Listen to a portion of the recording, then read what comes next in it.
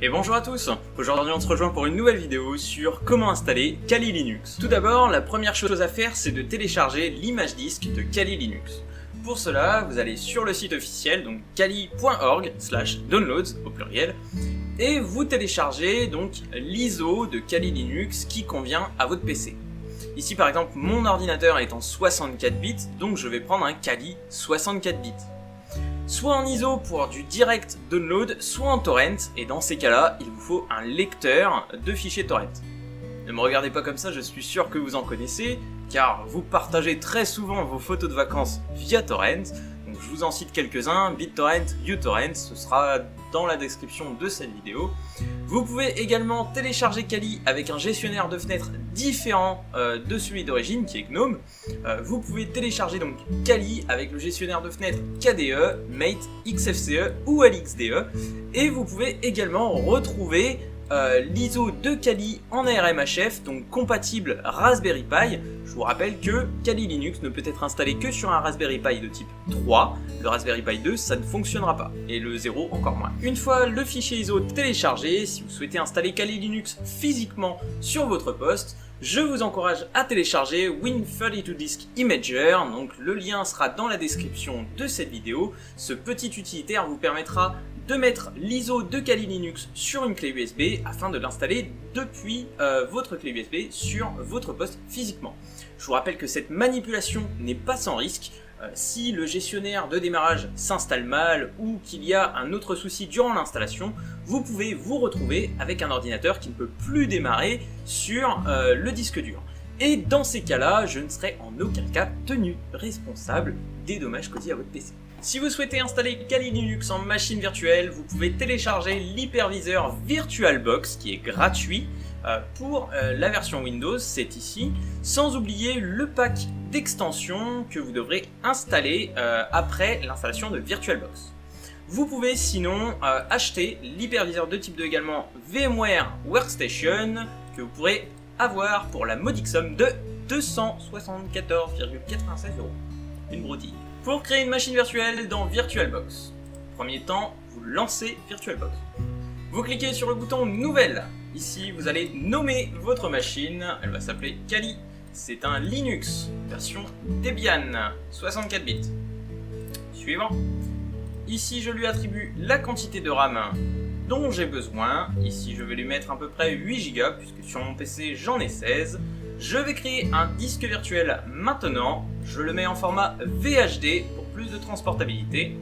Ce sera une taille dynamiquement allouée, c'est ce qu'on appelle le Thin Provisioning sous VMware. Ensuite, je lui spécifie l'endroit où va être stocké mon Kali, donc le disque dur au format VHD de mon Kali. Je lui attribue une taille, ici par exemple je vais mettre à peu près une cinquantaine de gigas. Et ensuite je vais dans l'onglet Configuration. Dans l'onglet Configuration, ici je peux retrouver la mémoire RAM que je lui attribue. Processeur, ici j'ai 4 cœurs, je peux lui en donner 2. Dans le stockage, ici j'ai mon lecteur CD, je vais donc choisir l'ISO de Kali que j'ai téléchargé.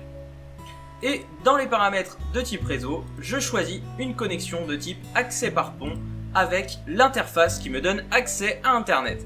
Ici, ce sera mon interface Qualcomm Atheros, donc ma carte Ethernet, puisque je suis relié à ma Freebox avec un câble RJ45. J'appuie sur OK et ensuite je n'ai plus qu'à démarrer la machine virtuelle. Sous VMware, c'est tout aussi simple, il vous suffit de cliquer sur le gros bouton Create a New Virtual Machine. Je clique dessus, ici je choisis le mode Custom, ce sera une machine de type 12.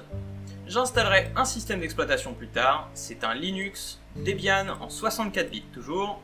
Ici je vais l'appeler Kali, je lui spécifie l'endroit où va être stockée ma machine virtuelle, le nombre de processeurs, le nombre de corps par processeur, la mémoire RAM de ma machine.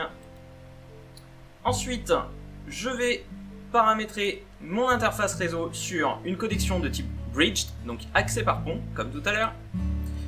Le disque, c'est du LSI en SCSI. Je crée un nouveau disque virtuel. Je lui attribue une taille d'environ 50 Go et je vais choisir de stocker un seul fichier, qui sera un seul disque. Ici je choisis l'emplacement où va être stocké mon disque. Je vous rappelle que les disques sous VMware sont au format VMDK. Je clique sur Next, Finish. Ma machine virtuelle va apparaître dans l'onglet de gauche. Ici j'ai un résumé de ma machine. Je clique sur Edit Virtual Machine Settings.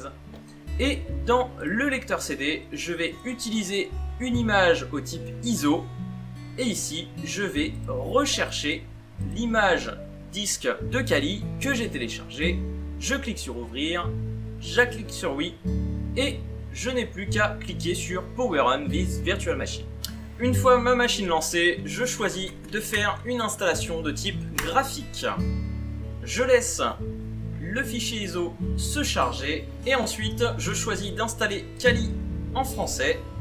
France, français. Ensuite on me demande le nom de la machine, donc ce sera le hostname. Ici on va laisser Kali. Le domaine, je n'en ai pas, c'est un Kali qui sera local, donc je laisse vide.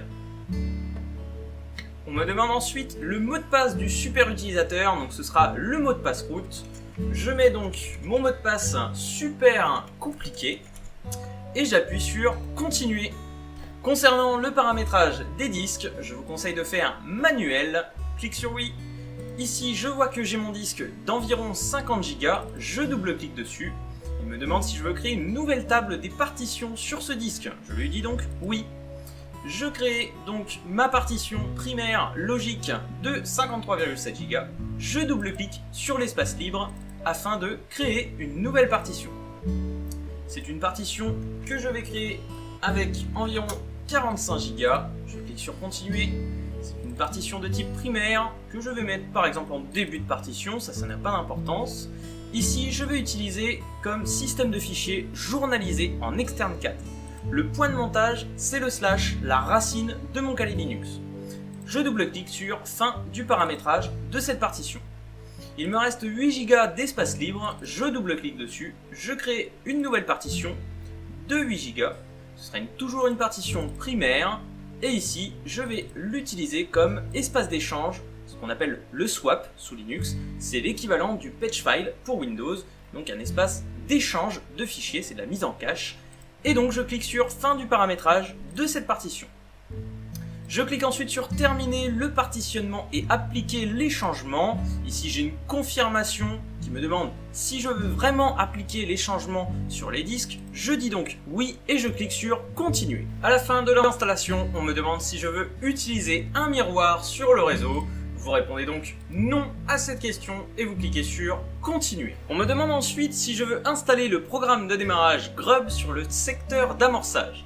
Je réponds oui à cette question, je clique sur continuer et je choisis de l'installer sur /dev/sda. Je clique sur continuer et je laisse l'installation se poursuivre. Une fois l'installation terminée, vous n'avez plus qu'à cliquer sur continuer. Votre ordinateur, enfin votre machine virtuelle va redémarrer toute seule sur votre nouveau système d'exploitation Kali Linux fraîchement installé. Une fois votre machine virtuelle redémarrée, vous pouvez vous loguer avec le compte root et le mot de passe super utilisateur que vous avez fourni tout à l'heure, notre mot de passe très fort, et votre machine va ouvrir votre session root. La première des choses à faire est de configurer le fichier source.list. C'est ce fichier qui contient la liste des dépôts sur lequel notre machine va devoir aller piocher pour se mettre à jour. Et donc pour cela, il vous suffit d'aller rechercher la liste officielle des dépôts sur le site officiel de Kali Linux. Je vous rappelle que le lien vers la liste des dépôts de Kali Linux sera dans la description de cette vidéo. Ici pour Kali en version rolling, je n'ai qu'à copier-coller cette ligne dans ma machine virtuelle. Une fois cette ligne copiée, il vous suffit d'ouvrir un terminal. Si comme moi, vous êtes en clavier QWERTY, il vous suffit de faire un sudo 7x kbmap avec le sigle FR pour repasser en AZERTY. Je vous rappelle que sur un clavier en QWERTY, le A est remplacé par Q et le M est remplacé par virgule. Ensuite, je fais un sudo nano /etc/apt/source.list. Et ici, je vais coller la ligne que j'ai relevée tout à l'heure, qui est donc l'adresse des repos de mon Kali. Suite à cela, je fais un sudo apt-get update pour mettre à jour la liste de mes dépôts. Pour ensuite installer les additions invitées de VirtualBox et de Kali, il vous suffit de faire un sudo apt-get install pour VirtualBox, VirtualBox-guest-x11 et pour VMware, open-vm-tools-desktop. J'appuie sur entrée. Vu que ma liste des dépôts est à jour, il va tout de suite me trouver les paquets correspondants. Il me demande si je suis sûr de vouloir effectuer cette opération. Je réponds oui et je le laisse tout installer, tout télécharger tout seul. Afin que les additions invitées soient prises en compte, je fais un sudo reboot pour redémarrer ma machine Kali. Une fois ma machine redémarrée, vous constatez que les additions invitées sont bien installées puisque ma machine s'est mise toute seule en plein écran. Et donc, petit bonus sur cette vidéo, on va voir un logiciel qui s'appelle Conky, qui vous permet de stocker des informations à l'écran, un peu à la manière des widgets, des gadgets sous Windows 7. Pour cela, vous faites un sudo apt-get install conky-all conky-manager. J'appuie sur entrée. Il me demande si je suis sûr de vouloir mettre à jour ces paquets, je dis oui et je le laisse télécharger tous les paquets correspondants. Une fois que les paquets sont installés, rien de plus simple, il vous suffit de faire un sudo conky-manager pour ouvrir une fenêtre en mode graphique. Ici par exemple, je vais pouvoir cliquer sur par exemple Gotham qui va me permettre d'afficher l'heure et la date sur mon écran. Et donc je clique sur la petite case pour le cocher. Ici, je peux aller dans les préférences pour lui indiquer que je le veux sur ma droite de mon écran. Je vais également pouvoir régler la transparence. Ici, je vais le mettre totalement transparent. J'appuie sur Apply. Et ensuite, à vous de choisir librement ce dont vous voulez comme gadget sur votre bureau. C'est tout pour aujourd'hui, n'hésitez pas à mettre un pouce bleu sur cette vidéo ou à vous abonner à la chaîne si ce n'est pas déjà fait. Je vous invite également si vous avez des petits trucs et astuces, comme par exemple ici je vous ai montré Conky, c'est un petit truc que j'aime pas mal. Si vous avez quelques petits trucs et astuces sur Kali, n'hésitez pas à le partager dans les commentaires, c'est toujours intéressant de voir ce qu'a chacun à proposer. Et je vous dis à très bientôt pour de nouvelles vidéos et d'ici là, portez-vous bien.